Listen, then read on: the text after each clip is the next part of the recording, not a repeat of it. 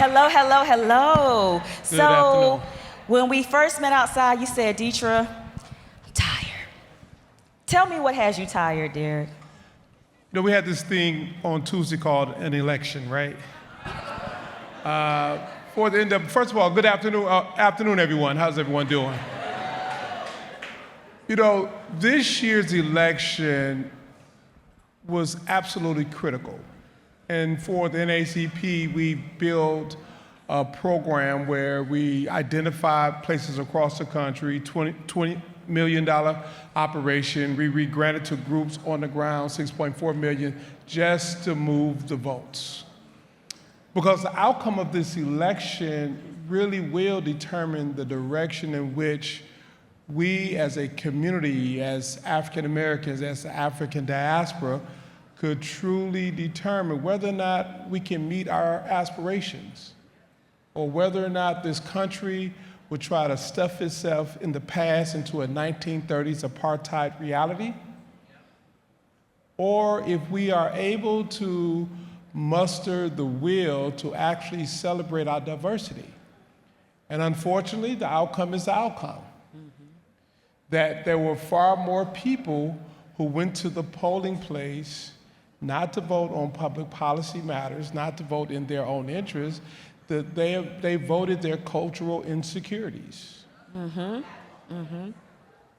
So this election had nothing to do with facts, had everything to do with emotions.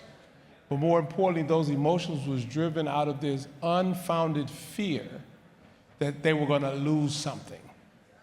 And so here we are, to have this conversation about what is that gonna mean from my vantage point looking forward.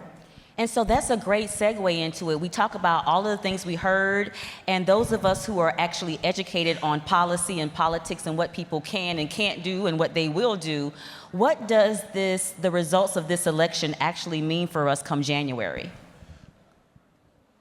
Depending on the outcome of the House of Representative races, we still have votes to count. If Hakeem Jeffries is the speaker, there is an opportunity to slow some of the damage. But there will be damage, in my opinion. It'll be economic damage. Under the Heritage Foundation strategy that will be adopted, the goal will be to dissolve the Department of Education and give the money in blocks to states and give the states the freedom to allocate those funds in ways in which will not be consistent with providing quality education for every child. To dissolve or minimize EPA, which will open up the floodgates of unregulated industries to dump poison in our communities, but in other countries. It would curtail the ability of the Department of Labor to maintain its authority. It will significantly decrease the role of housing and urban development to the point where it will almost be defunded. The significance in all of that, the number one driver for business in this country has always been government. You show me a successful company in this country, give me a few minutes and I can tell you how they're making their money off of the federal, state, or local government. You want to talk about the technology industry? We would not have the boom of a technology industry if research dollars were not going to MIT and Stanford and other schools so people can innovate. You want to talk about our logistics company, UPS, or the airlines? It's because our tax dollars paved the way for them to move the trucks and the planes at no cost to them. You want to talk about Coca-Cola? Coca-Cola only became the company we know it today globally because they got the contract to provide drinks in World War I, as did Hershey Candy. You tell me the company in this country, Walmart, only became the Walmart we know about because they paid their workers so low they still qualify for public assistance. So we subsidized their workforce. And they became the company. The auto industry, I can go on and on. This election will change that dynamic in a way in which only the most wealthy can benefit. And this is what the goal of the conservative movement have always been. This has nothing to do with party labels. Parties are vehicles for agendas. The goal is to shrink the tax burden on the wealthiest 1%, privatize governmental functions for profits of those same individuals, and not have to be responsible for any regulatory or legal requirements to provide for community of workers. It's a money game. And so we get caught in the tools they use to distract people, thinking it's about this, same-sex marriage. They don't care who you marry. Well, let me be quiet. They don't care who you marry. Or the rights of women. Yeah, they get women up in arms, but over 50% of white women voted for these people. And the game of the social construct, which is race, is an evolving caste system. The concept of race, as it looked in 1909 when we were created as an organization, is a different concept today. And so if you was Irish Catholic in 1909, you was not considered white, or Jewish, or I could go down a list of, you was not considered white. But as the WASP began to shrink, in a democracy you need numbers, so you started inviting other communities in the group of whiteness. Mm-hmm. Well, this election revealed that there's a whole segment of the Latino community who are begging to be brought into the group of whiteness. And so when you start peeling the onions about what's going on, this election was about cultural insecurities because they're running out of white people. The median age of the African American community is 32 years old. The Latino community, 28 years old. The median age of the white community is 44 years old. And so we need more workers. We're literally running out of workers. This country has always had a policy that allowed immigrants, by force, us, escaping persecution, others, or in general, for immigrants to come in. Why? Because it replenishes the workforce. There are no black jobs that they're taking because we ain't doing them jobs no more. So they got to continue to replenish the workforce. So they bring in Eastern Europeans, they bring in people from South America, they bring in people from Asia, they bring in people from the continent to replenish the workforce. But in doing so, you also hit some tipping scales, and this is not just a US phenomenon.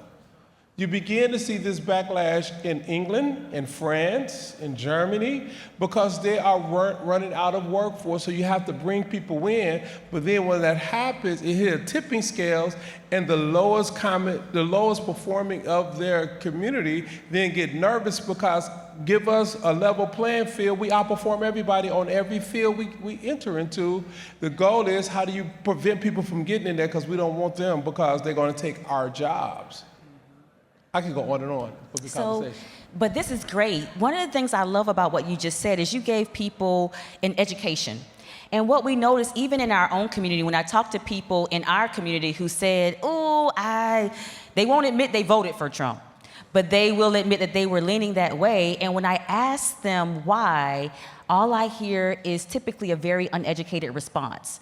So when we talk about that, they got stuck on the abortion issue. They got stuck on the LGBTQIA plus issues and realized, first of all, some of the things they said about what they believed about that wasn't actually accurate because we went back and forth on that. But there were so many other issues in their own interest that outweighed that it didn't make sense. So when we talk about this, what's next? How do we get people in our own community educated enough to really know what's going on, to really know what these elections mean, not just at a presidential level, but even at a local level? They don't know who their local magistrate judge is. They don't know they were voting for the district attorney. They don't know they were voting for the county sheriff. These are the people that impact them daily. So how do we get our people educated about what's really going on politically and what it means for them? So what's next around that? So this cycle hit several intersecting points that had been emerging. One, if the median age of our community is 32, that means there's a significant number of individuals who went K through 12 and never had a civics class. Mm-hmm. social study of government. They don't understand the role of government, 3 tiers of government. You know, that's foreign. And for some of us, depending on the age that we are in, we grew up looking at broadcast news. Another cohort of us grew up looking at cable news. With this generation, particularly those who are under 35, they don't look at either one. They get their information off of social media platforms that are unregulated and is full of mis and disinformation. And so they don't know what to believe. They're not bad people, but they've never been exposed. And then you add that on top of the complete collapse of local news agencies across the country and newspapers. There was a study done by Hearst, and they looked at what happens in a community when you lose the local paper and local news agency. Public corruption goes up because nobody's looking. And so you name the small town USA, the medium-sized town USA, where we used to have daily, for some people, you may remember the newspaper here used to come out twice a day. It was the morning edition and the evening edition. And then it was daily. But now in some communities, they may only have weekly, if that. And even with that, there is no investigative reporting. So there is no fourth estate, a true free press to challenge and engage in a way in which not only our young people don't see what's going on. So the transparency window is closed. And then you add on top of that, because of the social media platforms are unregulated and they're not held accountable, it opens the door for interest that's not in the nation's interest, our community interest, or people interest to flood the zone with bots, to flood the zone with disinformation, misinformation. And if you add on top of that, the economic competitions between nations, you want to weaken a nation, you target their workforce with dis and misinformation to disrupt so you can strengthen your workforce over here. All of these things are happening at the same time. This is a solution we have to figure out. I don't say we don't know what it is. Well, let me back up. Until the platforms are properly regulated, I can go on a platform and say stuff with no liability that I couldn't even go on television to say or write in a paper. We have to have a level playing field, especially for those platforms they have grown so big that they are like a public utility. They're a single source provider. And with public utilities, you have guardrails. You can only do certain things because now you are operating in the public's interest.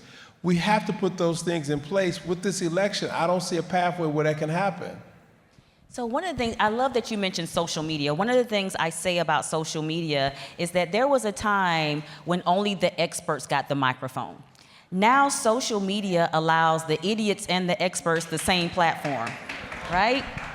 And that's what we see right now. So on your end, how do you all begin to combat that? How do we begin to have a presence? Because the reality is, newspapers probably, I had a news route, y'all, I'm that old, but they're probably not coming back. So how do we begin to use modern technology to engage everyone in this conversation? Well, many of us are. I mean, when I took over 7 years ago, I began to build our comms department, and I can track the growth of our comms department with the growth of the organization, and the median age of my comms department is 33 years old.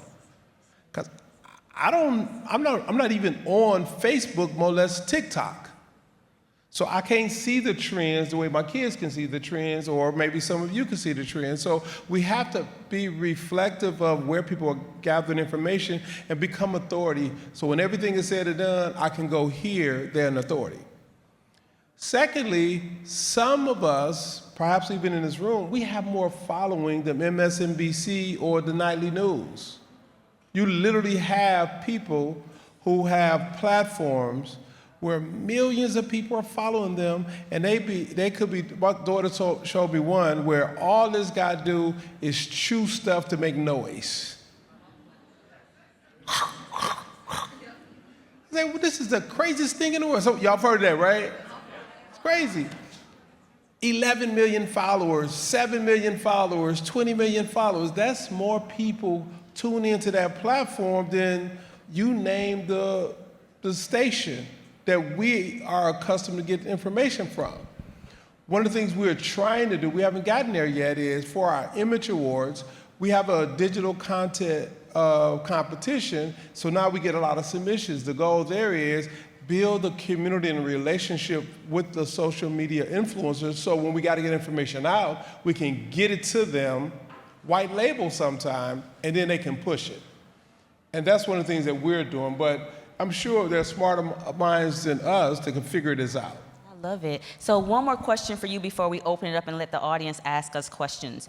I know economic development is a huge issue.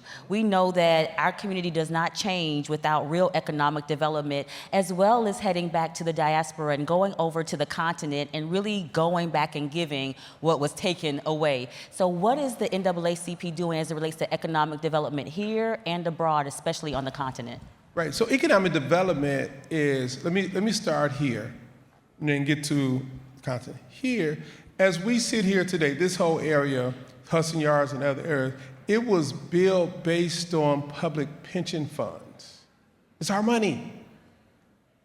So how do we enter into the conversation differently than we've been having these conversations? Second, economic development is built off of sovereign wealth funds.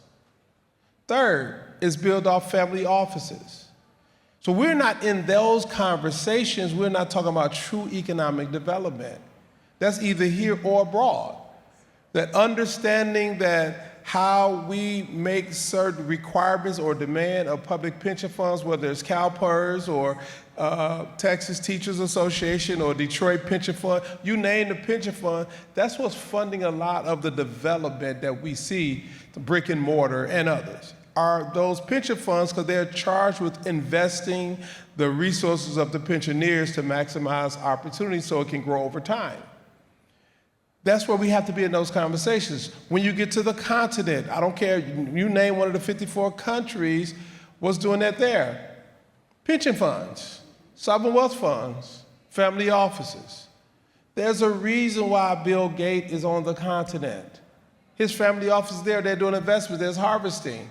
That China is all over the continent. It's frustrating to the point where we are stuck between this quagmire of which of the national countries are going to give a loan to harvest our wealth.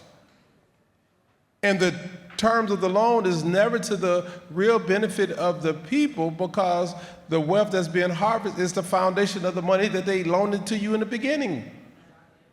There would not be cell phones if they were not harvesting the raw materials from the continent. And I can go on and on and on and on and on about those things. And so how to shift those dynamics. We are confronted here with the legacy of the system of slavery and Jim Crow, and on a continent, the legacy and history of colonialism, which is the same thing, how to exploit people and natural resources for profits that's not going back to the very people that did the development of the wealth. And at some point, we have to figure that out. Now, here's the frustrating part.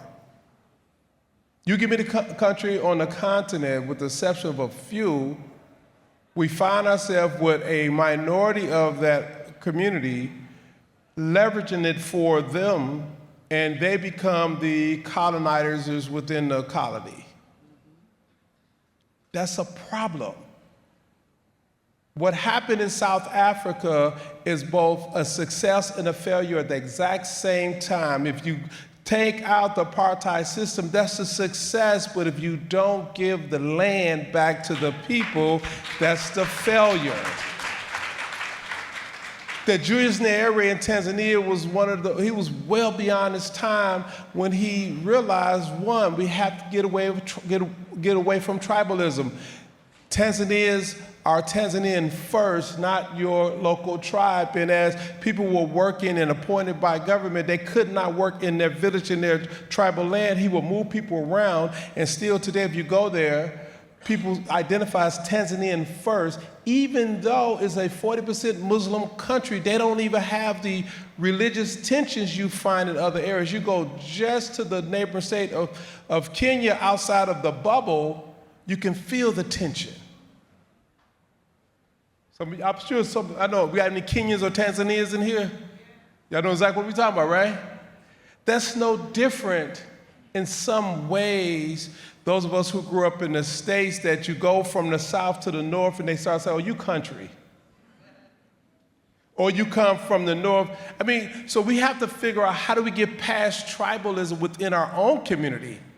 Or even when Africans come here and they come from a different wealth status and they think they're better than Americans here, or Americans who go over there and look down their nose at Africans, we have to get away from that and begin to recognize the human essence that we all bring to the table, and tribalism will kill us every time. 54 countries, but are they really countries or artificial boundary lines that somebody drew to determine who's going to harvest the rough in this place versus that place? Changing our mindset is absolutely imperative. We could do this forever, but we don't have forever. So we can take exactly one question. Now, I saw your hand go up first, stand up, but let me tell you what a question is. A question...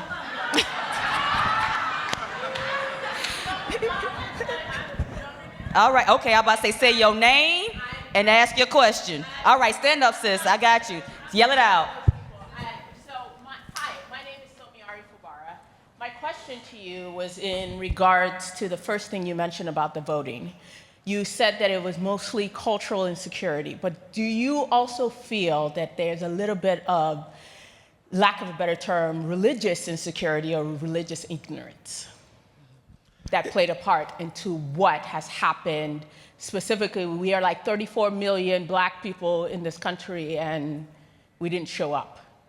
Well, first of all, we did show up. Let's not repeat negative narrative that's not based back on data or fact. We did show up, and we show up big time, right? Secondly, culture is a part of religion. Black folks voted like we should have voted. What did not happen is white women at a certain education level overperformed past elections and voted opposite what was expected. One, that's about cultural insecurities. They did that because there was a real quiet push around Trump for being, I forgot what the thing was, but basically saying that Kamala embraced trans rights and she did all the stuff for transgender. That's some of that religious appeal that pushed people back. Christian nationalism is the new KKK. Mm-hmm. Has nothing to do with Jesus. Has everything to do with interpreting their religious energy in a direction to maintain white supremacist dogma. Wonderful book by Tim Alberta, The Kingdom of Glory. The Kingdom of Glory, you Google it, is Tim Alberta. He lays out the journey of how him growing up with an evangelical father in the church, him moving away and coming back, he couldn't recognize what was taking place because they were so intoxicated that they had pretty much replaced Trump as Christ, and see that any attack on Trump is an attack on Christ. Like, this man is convicted of 34 crimes, he's grabbing women by the, and y'all doing what? So that's what that was. Secondly, in the debate, they're eating our dogs and our cat. They did that was a three-tier strategy of a dog whistle. Mm-hmm. Xenophobia. They're taking our jobs. They come from somewhere else to take our jobs. That is a successful strategy in a political discourse to try to move people emotionally. Secondly, Haitians, he put a black face on it. And then thirdly, and this is the most egregious and what we need to be looking out for, they're eating our pets. Dehumanize the people. And as soon as you get to the point that you can dehumanize, then it gives license to do some of the most heinous things that we have seen. That gave license to, whether you're talking about the Holocaust in Germany, or the caste system in India, or the system of slavery here, or colonization on the continent. I can go on, because as soon as you create the space to dehumanize people, you begin to really treat them in ways in which is inhumane. What he did there, he invoked all three of those things in that debate. We laugh, but no, he ain't crazy. He knows that. Oh, I so wish we had more time, but we are unfortunately out of time. So thank you, Derick Johnson, for your work and your commitment to the work, because I know it's a thankless job and it's not easy. So thank you so much. Oh,